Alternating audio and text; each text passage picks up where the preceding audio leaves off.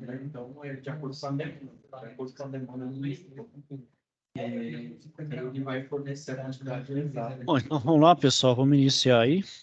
Boa noite, então, a todos. Vou deixar essa aula gravada aí, né, para vocês aí que estão assistindo e poder assistir novamente, para os demais ter a oportunidade de assistir uma outra hora aí. Essa aí, pessoal, é a última aula, a última web aula aí da unidade curricular de montagem de sistemas elétricos, certo? Na próxima quinta aí, nós vamos iniciar com a nova UC, que é de montagem de sistemas mecânicos, certo? Só que a UC ainda vai continuar aberta, certo, pessoal? Para quem ainda não entregou as atividades, vai estar em aberto aí. Caso tenham dúvida, algum problema nessa unidade curricular também, pode me perguntar, tá bom? Mesmo já tendo a outra unidade curricular já em andamento, mas vocês podem estar mandando a mensagem, tiver dificuldade nessa unidade curricular e na outra também, só falar comigo, tá bom? A unidade curricular também, a de montar sistemas mecânicos, vai continuar sempre comigo. Vocês vão estar comigo durante o curso aí, certo? Na jornada. Não vai ter aí a mudança de tutor.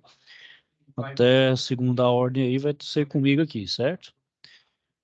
Então, pessoal, vamos. Aí hoje eu vou falar de um tema aí que é pertinente da área não só vou abordar da parte elétrica, mas indo para um geral, é uma coisa que vocês têm que ter um domínio, que é de projetos, né?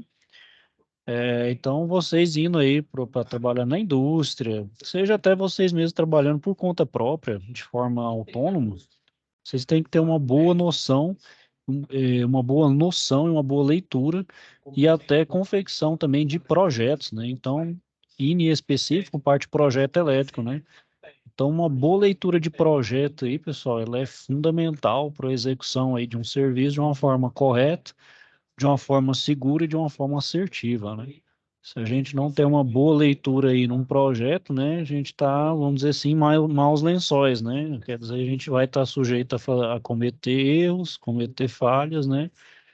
Obviamente, nem sempre um problema de um projeto não é da leitura, vai muito também de quem elabora o projeto, né? Porque quem pode fazer um projeto também, se um projeto não for bem revisado, ele também vai estar cheio de erros, né? E com isso também vai induzir quem está executando a ter erros também. Então, pessoal, vocês aí como técnicos, né? Vocês como técnicos, apesar de ter restrições, questão de legislação, né? Questão de atribuição de projeto, vocês podem elaborar o projeto, mas aí vai questões aí entre o Conselho dos Técnicos e de Engenharia tem esse imbróglio, né? Porque vocês têm toda a capacidade para fazer um projeto, de elaborar um projeto, dimensionar um projeto. O que vocês não podem assinar, porque aí tem que ter a inscrição de um conselho de engenharia, né? Por exemplo, quem é técnico já tem essa restrição, mas vocês têm total capacidade e competência para realizar esse projeto. Então, eu vou falar então da parte do projeto elétrico, certo, pessoal? Compartilhar a tela aqui com vocês. Estão vendo minha tela aqui, pessoal? Tudo ok? Sim. Bom, então, iniciando aí, né, vou falar da análise de projeto elétrico. Então, como eu falei, para elaborar, então, qualquer modelo de projeto, então, a primeira coisa que a gente tem que ter em mente é fazer com base nas normas técnicas vigentes, né? Então, qualquer projeto de qualquer coisa que seja, né, em específico aqui para a parte elétrica, a gente tem que fazer com base nas normas técnicas, né? E o que rege a ABNT, né? Todo projeto, então, seja ele predial ou industrial, deverá ser representado de maneira bem clara e padronizada, né? Então, a gente tem que seguir a forma que ela fica clara, né, para ser bem lida e padronizada para poder entender tudo que tem naquele projeto, né, tudo que aquele projeto quer nos dizer, né. Então, aqui, pessoal, a gente tem uma tabela, ah, por exemplo, para projeto elétrico, suas simbologias, né. Então, eu tenho aqui, por exemplo, para um fechador, né, um contato normalmente aberto, aí eu tenho o símbolo aqui para a norma ABNT, eu tenho da norma DIN, que é a mesma. Geralmente essas normas da ABNT, pessoal, eles baseiam muito nas normas internacionais e muito da DIN, que é a norma alemã, e a norma americana, que é a ISO, certo? Então vocês vão ver muita similaridade entre a norma alemã e a americana. Aqui é a norma DIN, né? Então, essa aqui é a ANSI, também é uma das normas que é dos Estados Unidos, além da ISO e a EIC. Tem também a DIN, JIN, que é a japonesa, e outras, né? As europeias também, a europeia como um todo, né? Então, o que tem cada um? Eu tenho um abridor, um comutador em interrupção, um temporizador, né? Fechador de comando manual e assim por diante. Uma outra aqui, né? Leva, por exemplo, a tomada e plug, fusível com indicação de lado ligado à rede, um seccionador, um disjuntor, é muito parecido com o que a gente viu lá no CAD Simu, né? Por exemplo, na norma aqui DIN, né? A gente viu, né? Aqui tem os contatores não necessariamente tem essa partezinha aqui, tem só a parte dos contatos aqui, né? Enfim, toda a simbologia disponível para elaboração de um projeto elétrico, né? Ah, então é muito importante que o projetista, além de conhecer não toda essa simbologia, né, conheça também as características funcionais da indústria na qual está sendo elaborado o projeto, né? E depende então da minha indústria, né? Se é uma indústria que vai ter uma grande demanda, vamos dizer assim, uma grande demanda energética, né, do ponto de vista da energia elétrica. Você não pode ser um exemplo, uma indústria de transformação, igual uma siderúrgica, que exige uma grande quantidade de energia, ou indo para um outro extremo, né? Uma que não exige tanto, que é a da área de eletrônica, né? Apesar de tudo, né? Você pode ter que não mexa com transformação e vai exigir, então, uma menor demanda energética, né? Então, tudo que eu tenho que saber é as características funcionais da minha indústria, de qual indústria que eu estou lidando. Então, a primeira coisa que eu preciso de um projeto é levantar as informações, né, para eu iniciar o meu projeto. E eu faço isso, então, buscando informações a respeito do projeto que o profissional está desenvolvendo.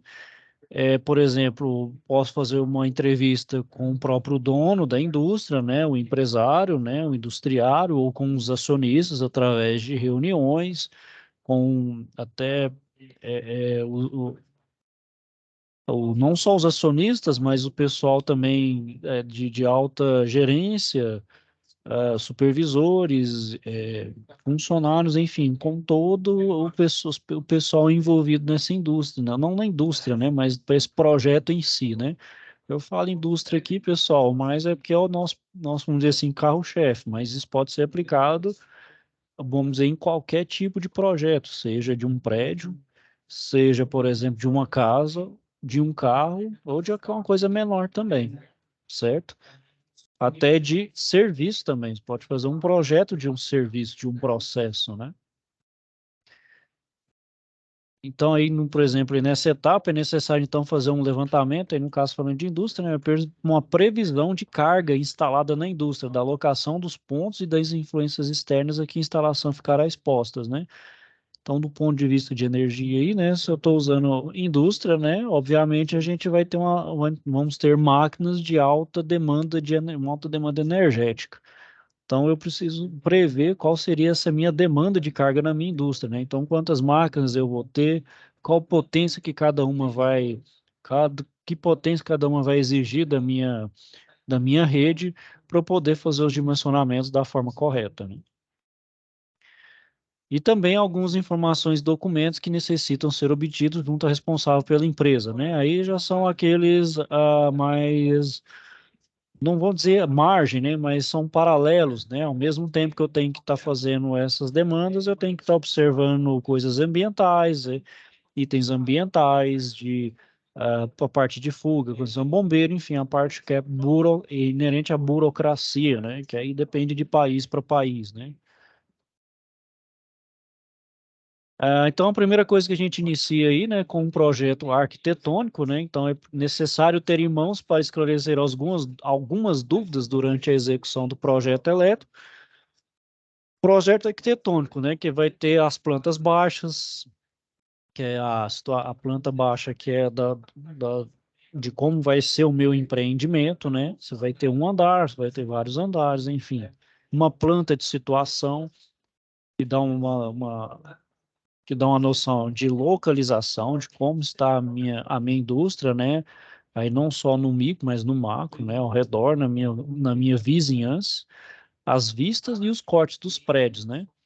Então, essas plantas devem ter a possibilidade de se identificar as áreas industriais, depósito, áreas administrativas e todas as dependências aí que compõem uma planta industrial, vamos dizer assim, básica, né? Seria a área mesmo de chão de fábrica, que é dito, depósito, a área administrativa, a área de projeto, enfim, toda a área aí que é pertinente a uma planta industrial, tá? Independente de qual área essa indústria seja, né? O projeto industrial, né? Então, aí nesse projeto, deve-se indicar de forma bem clara o local onde deverão ser instalados todos os equipamentos pertencentes à empresa e onde deverá ser o ponto de alimentação elétrica para tais equipamentos. Aqui, então, a partir da minha projeto arquitetônico, eu faço meu projeto industrial acima desse projeto, que é onde eu vou, vamos dizer assim, onde eu vou determinar a localização do meu maquinário, né? Onde eu vou pôr primeiro eu defino mais ou menos qual é o meu processo, né? O que eu estou fazendo, né? E a localização, então, que vai estar cada máquina nesse meu processo aí, né? E, obviamente, onde vai ter a máquina, vai posicionar a máquina, eu vou precisar, então, de um ponto de alimentação elétrica para esse equipamento. Esse equipamento elétrico é de baixa tensão, de alta tensão, né? Então, tudo vai depender, então, dos meus equipamentos, né? E de quantos tem também. O outro projeto é o estrutural, né? Então, o projeto estrutural deverá conter todas as indicações das posições em que se encontram as colunas, vigas, fundações, dutos e tudo mais que for referente à estrutura, que poderá ter alguma influência na elaboração do projeto elétrico, né? Então, também para a parte elétrica, isso é de vital importância esse projeto estrutural, né? E também para a localização do meu maquinário, né? Onde vai ter uma viga, por exemplo, uma coluna, onde vai ter uma coluna, por exemplo, eu não posso colocar uma máquina ali, né? Então, eu tenho que colocar todo o deslocamento necessário para colocar essa máquina. Além disso, para o meu projeto elétrico, eu preciso das minhas localização de viga, fundação e duto, né? Seja duto também hidráulico ou não, para eu saber onde eu faço furação na parede e por onde eu posso estar passando os cabos, né? Porque, por exemplo, se tiver em cima de uma viga, furar uma viga não pode, né? É por questão de segurança. Eu tenho que achar uma outra forma de passar esse cabo, sem a necessidade, então, de fazer intervenção nessa minha viga, né? Que ela é uma viga é um estrutural. Então, eu não posso alterar ela em hipótese nenhuma, né? O fluxo de outra coisa que eu preciso é o fluxo de produção, que aí vai ser levantado junto ao responsável pela produção das informações referentes ao funcionamento das máquinas, a simultaneidade de motores, né? E outras informações que se julgam necessárias para definir a demanda de carga prevista para o projeto. Então, algumas variáveis e fatores que eu tenho que levar em consideração, certo, pessoal? Aí, por exemplo, nessa minha indústria, vou ter um funcionamento aí vamos supor, aí, de 10 motores elétricos de 100 CV, né, de 100 cavalos. Então, para esses 10 motores funcionarem de forma simultânea, você tem um problema de queda de demanda energética, eu vou precisar, então, dimensionar o meu cabeamento e minha carga elétrica, né, minha demanda de carga, né, fora as demais também, que eu preciso ter em mãos para poder, vamos dizer, dimensionar de forma correta. E tudo isso eu consigo do meu fluxo de produção, né? Seria como se fosse assim, como vai funcionar a minha fábrica, né? Como vai funcionar a minha produção. E outra coisa que eu preciso ter também de levantar informação é das cargas a serem instaladas. Então, também levantar junto ao fabricante, ou através dos manuais que acompanham o equipamento, todas as informações, tais como potência, corrente nominal, corrente partida, tensão e fator de potência elétrica necessários para dimensionar de forma correta a carga necessária para a instalação. Então, além da carga que eu preciso calcular, né, pessoal, dependendo do meu aparelho, né, se eu tiver se eu tiver, por exemplo, uma indústria de fundição, né, que eu uso muito forno por indução elétrica, ele vai dar muito problema de energia reativa. Para corrigir isso, o que eu preciso? Banco de capacitores. Então, eu preciso dimensionar um banco de capacitores para corrigir essa energia reativa, né?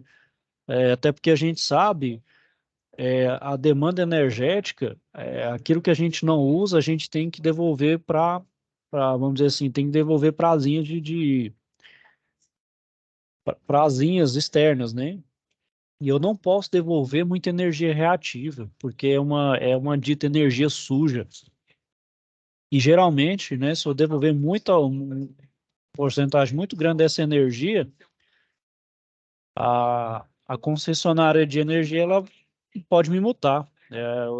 A minha indústria vai estar sujeita à multa por estar devolvendo essa energia suja. Então, eu preciso ter uma correção do fator de potência para eu jogar essa energia da forma correta na linha na linha de distribuição, né? Isso eu estou usando um exemplo, por exemplo, se tiver um aparelho que dá muito problema de energia reativa, por exemplo, um forno de indução. Qualquer aparelho do tipo indutivo, elétrico, ele gera essa energia suja, por assim dizer. E outra coisa aí é o plano de expansão, né? Essa informação então é de grande importância, pois conhecendo o plano de expansão futuro da empresa, você tem a possibilidade de elaborar um projeto que atenda a essa expansão. É uma outra coisa que deve ser levada em consideração, né, pessoal? Considerando que a indústria, um momento ou outro na sua história, ela vai passar por uma expansão, né? Você tem que pensar então dessa forma. Então, eu posso dimensionar de uma forma mais, vamos dizer assim, eu posso superdimensionar, levando em consideração que a minha indústria pode ter mais máquinas, né, uma maior máquina, uma demanda energética. Então, eu vou precisar de aumentar ela previamente para poder suportar uma possível expansão, né? Até porque se eu não levar esse plano de expansão em frente, eu vou, por exemplo, fazer um dimensionamento aí nisso, aí depois vou ter que refazer tudo de novo com as novas máquinas. E, obviamente, isso é uma perda de tempo e, obviamente, de dinheiro, né? A indústria, a gente sabe, quando fica parado, é dinheiro que não, dinheiro que não entra, né? Certo? Alguma dúvida aí, pessoal? Tá tudo ok? Tá, beleza. Certo? Então vamos continuando aí. Então, outra coisa aí, pessoal, são os aspectos importantes a serem seguidos na elaboração de projetos, né? Então, para elaborar necessariamente projeto elétrico, né? Colocando o exemplo da parte elétrica, o projetista não vai ter que observar alguns pontos que deverão ser contemplados nesse projeto. Primeiro, a segurança das pessoas que serão envolvidas pelo projeto. Como a gente está falando de eletricidade, trabalho com eletricidade, tem que levar em conta principalmente a NR10, Norma Regulamentadora 10. Para quem já trabalha na área, no ramo, sabe que isso aí é revisto todo dia, principalmente para o pessoal da área da segurança do trabalho. É a proteção no trabalho com eletricidade. Outra também que vê, mas não com tanto afinco, mas ela não é menos importante, é a NR12, que é a norma regulamentadora número 12, que é a parte de segurança em máquinas, né? Então, para a operação de qualquer máquina, a gente tem que ter toda a cautela, segurança e atenção possível, né? Porque geralmente são máquinas de alta periculosidade, vamos dizer assim, de alta periculosidade. Se a gente não tiver a devida atenção e não fizer o manuseio da forma correta, estaremos sujeitos a acidentes, né? E também até perder a vida com isso. A outra coisa é a flexibilidade, né? Que a flexibilidade que o meu projeto aí tem que ter, né? Para ter para expansão, para poder ser recorrigido, revisto. A confiabilidade, né? Então, eu nunca posso colocar no meu projeto que tudo é 100% de certeza. Então, você tem que colocar sempre uma margenzinha de erro, mas com a máxima confiabilidade possível, né? Então, você tem que estar, mesmo que a gente não sendo isento total de erros, a gente vai cometer isso, e isso não faz parte da gente, né, do ser humano. Até máquinas também erram, né, pessoal? A gente tem que fazer com a confiabilidade sempre próxima de 100%. Nunca é 100%. E a manutenção é você, então, projetar aí uma máquina, seja ela elétrica ou mecânica, do ponto de vista de facilidade de manutenção, né? Porque uma hora ou outra essa máquina vai precisar de uma manutenção, de uma intervenção, seja ela corretiva ou preventiva. Você vai precisar pensar nisso para poder levar isso em consideração.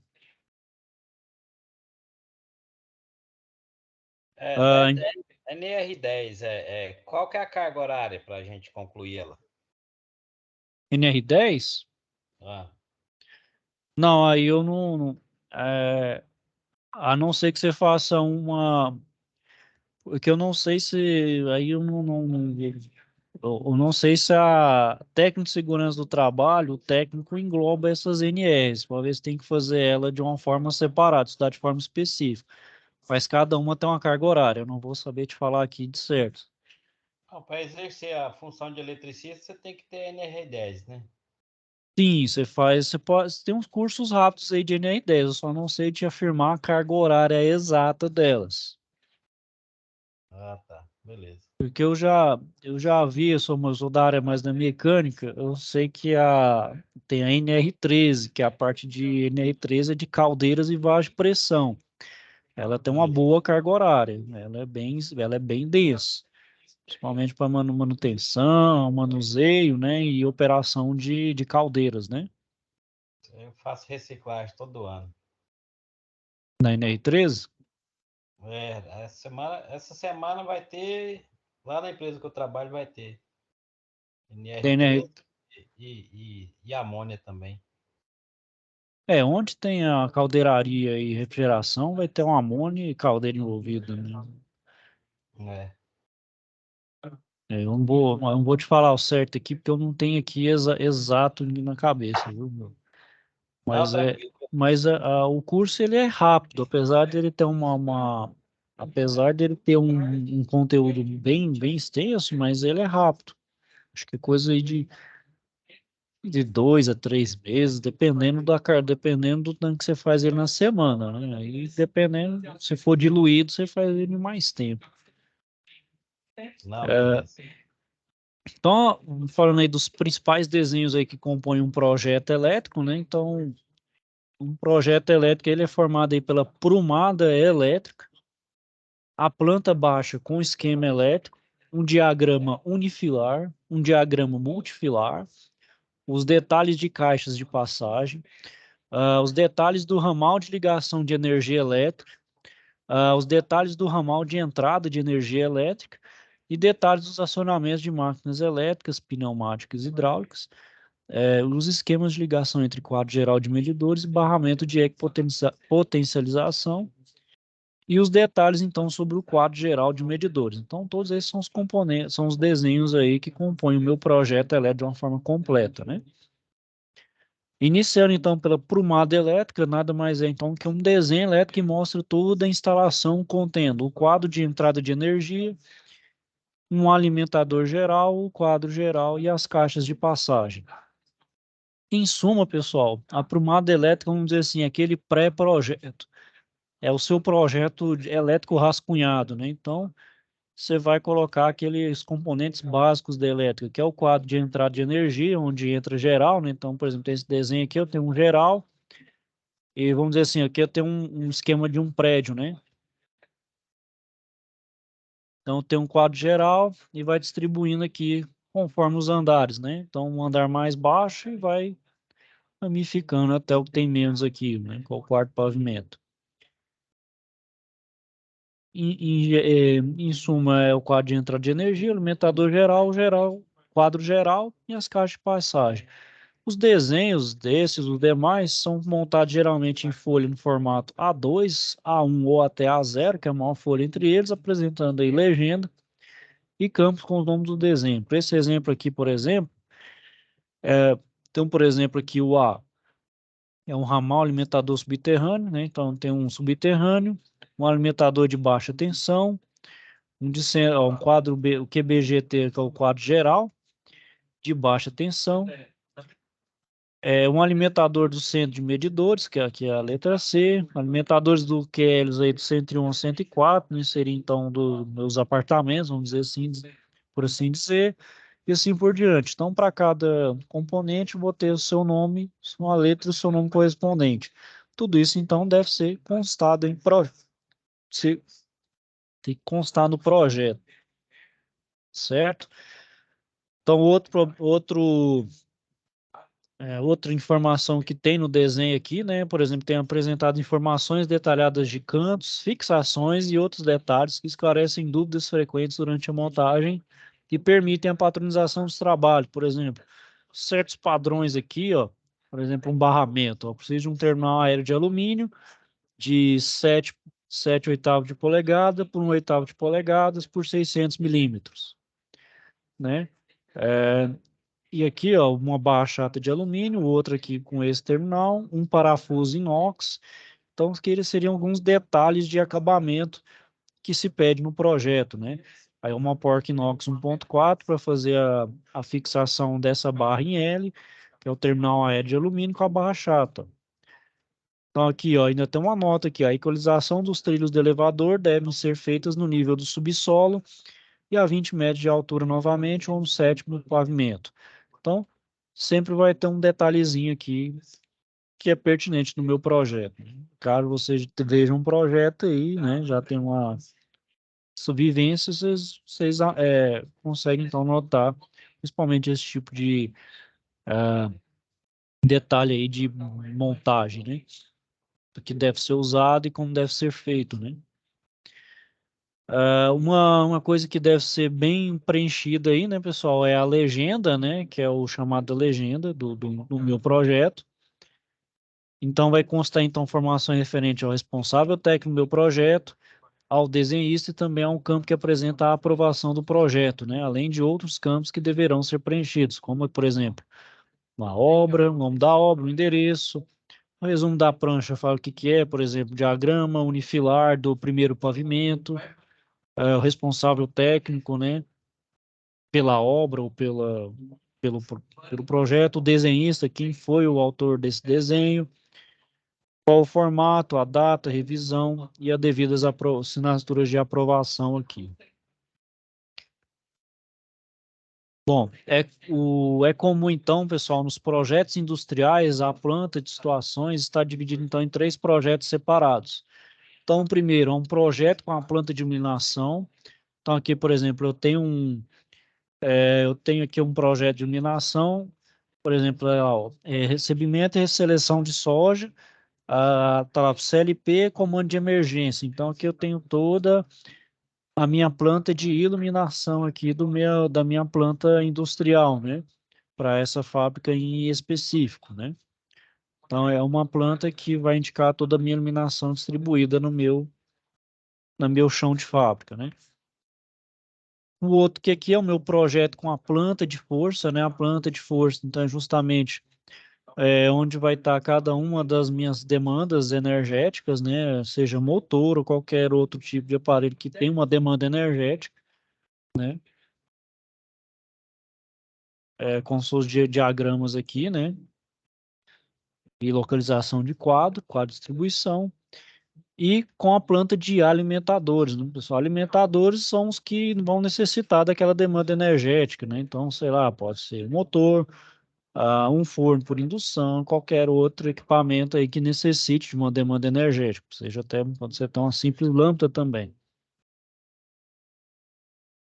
Né? É um projeto bem detalhado com os alimentadores de tensão. Vamos para o alimentador que vai alimentar de tensão, né? E também na indústria, devido à sua complexidade, são utilizados diversos diagramas. Entre eles estão de força, o de comando e bornes, né, pessoal? Então, se nesse aqui, por exemplo, de alimentadores e de iluminação, ele é um mais macro, por exemplo, aqueles diagramas que a gente fez de seja ele do partida direta com reversão, seja naquela partida estrela-triângulo ou até aquela suavizada por soft start, seria um processo mais micro, mas seria mais direcionado para um circuito só. Mas você pode, por exemplo, ter, 10 partidas por esteira-triângulo. Então, você não vai precisar fazer o desenho 10 vezes. Basta você representar que, por exemplo, essa partida aqui é para 10 motores, por exemplo. Aí você coloca para 10 motores localizado num setor X da indústria indicado no local tal do meu projeto, ali do meu desenho, né? Então, seria mais específico para uma partida aí dos motores, né? E isso falando, obviamente, desse circuito aqui, né? De força e de comando, né? Então, sobre os documentos de um projeto, pessoal, dentre os principais documentos aí que compõem um projeto elétrico, que a gente pode citar, então, o memorial descritivo, o ART, que é a anotação de responsabilidade técnica, e listagem de material, né? Então, primeiro aí, o memorial descritivo, ele é elaborado em formato de texto, como se fosse um relatório, né? Contém esquemas representativos e os termos técnicos compatíveis, além de especificar os detalhes para execução da obra. Então, por exemplo, aí, pessoal, quando eu pedi aí, ou quando a SAP, né, pediu, por exemplo, faça, então, elabora o diagrama de força e de comando da partida estrela-triângulo e faça um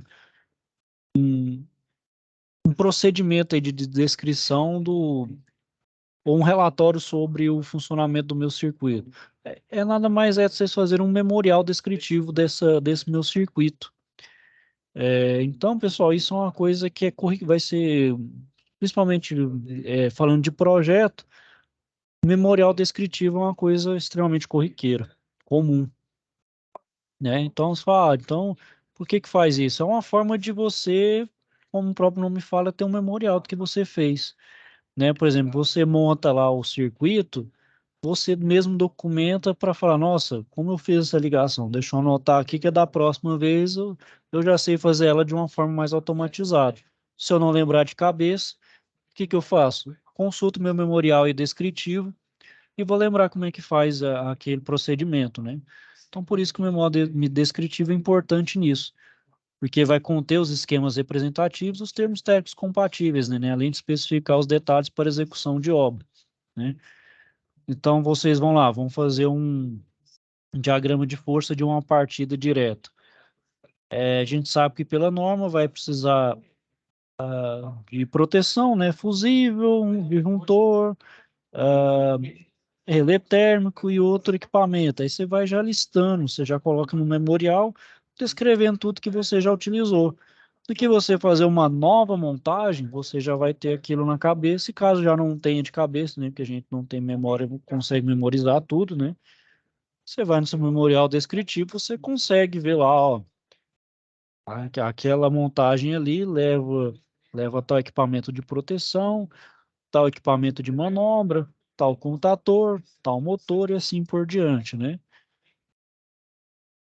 Certo, pessoal? Então, continuando aí, né? A próxima é a ART, que esse é um documento que atribui responsabilidade legal profissional em relação ao trabalho a ser executado, né, pessoal? Então, toda vez que tem alguma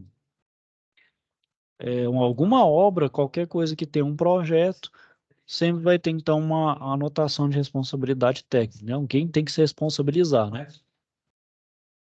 Vou dar um exemplo aí, né, pessoal? Um exemplo que nem foi muito legal. Foi lá para quem se lembra lá no Mutirama, né? Aquele acidente que teve com os brinquedos, até com uma mulher, infelizmente, perdeu uma parte do pé, né? Pelo acidente. Até um momento que foi feito lá, até que eu me lembro, não tinha nenhum. Tinha que ter em parque, assim, né, pessoal? Tem que ter no mínimo um engenheiro mecânico responsável por aquele parque, né? Que tem uma responsabilidade em cima dos brinquedos, a manutenção, né? Coisa desse sentido. E naquela época, então, não tinha nenhum profissional responsável por aqueles brinquedos, né? Pelo parque em si. Então, isso aí foi um problema, né? Então, por exemplo, se você não tem um profissional em cima ali, você não consegue, por exemplo, colocar a manutenção daquele equipamento em dia, ou se até o próprio profissional condene aquele aparelho, condene aquele brinquedo ou não, né? E nesse caso aí é necessário, né? É necessário ter isso muito bem definido, né? Por isso que a anotação de responsabilidade técnica é muito importante. Ela é um meio de segurança, né? Meio de segurança para a própria empresa e para o usuário em geral, né? Se tivesse tudo dentro dos conformes, né? Dentro das conformidades, um responsável por aquele parque e condenasse aquele brinquedo, ele não estaria em funcionamento e, obviamente, teria-se então evitado aquele acidente, né? Então, por isso que é extremamente necessário aí ter o ART, né? Que é a responsabilidade do profissional. E então, né, e por isso, né, por exemplo, se tivesse, mesmo, por exemplo, tendo o responsável e tivesse acontecido o acidente, ele teria que responder, então, né, do ponto de vista legal, de todo acidente que ocorrer pelas vítimas, né, que foram, no caso lá, pelas vítimas daquele brinquedo, no caso, a moça que perdeu o pé e os demais que se machucaram lá, né, seja de forma grave ou não, né. Então na RT, né, pessoal, vai conter então os dados do projetista do cliente, como endereço, CPF, nome completo, data de início do serviço, data de término do serviço, valor da obra, né, o valor do profissional, descrições do serviço a ser prestado, código do trabalho a ser executado pelo profissional, quantidades e grandeza do trabalho, então, a ser executado. Bom, pessoal, então é isso aí. Alguém quer falar alguma coisa? Alguém tem alguma dúvida?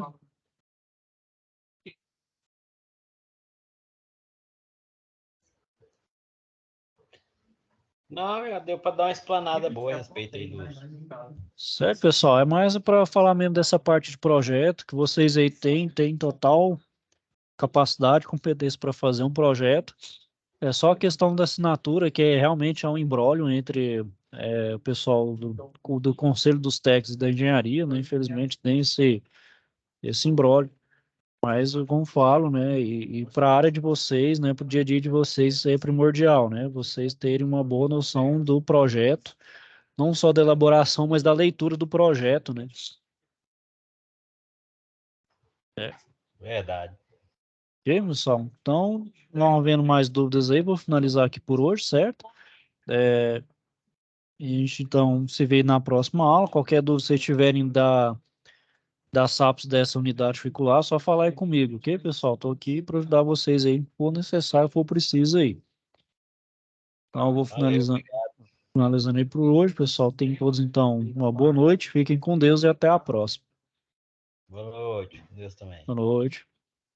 Tchau.